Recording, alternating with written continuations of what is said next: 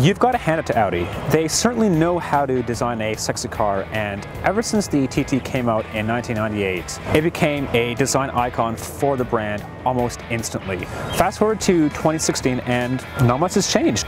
The first thing you should know about the TT is that it shares its platform with the Volkswagen Golf R and Audi S3. That means it's powered by a 2-liter Turbo 4 engine, good for 292 horsepower and hooked up to a 6-speed dual-clutch automatic transmission. At first, you'd think it has the goods to deliver on its sports car promise. Unfortunately, yes and no. Yes, it's quick, but so are a lot of SUVs powered by V8s. What the TT lacks is the soul and the character that make up a sports car. Inside, the TTS is a tale of two seats. It's the best of seats, it's the worst of seats. Up front, the TT is actually surprisingly comfortable. I mean, the seating position is pretty spot on.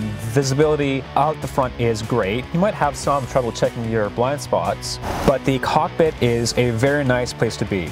But the back seats are very, very, very bad. This is Audi's latest infotainment system, and it does away with pretty much everything you're used to in other cars. There is no central screen. There are very few buttons on the center stack. The TT feels a lot like a driver's car, except if you're a passenger, you might find it a little bit jarring at first. The other area the TT really excels is just how well the cabin is put together. It is everything you expect from an Audi. Pretty much every surface here is soft touch. There are some nice aluminum trim on the center console. The diamond stitching on the sport seats is really attractive. All the controls are where you want them to be. It's just really, really clean, and it's a very smart use of what limited space there is. In a nutshell, this car is a sports car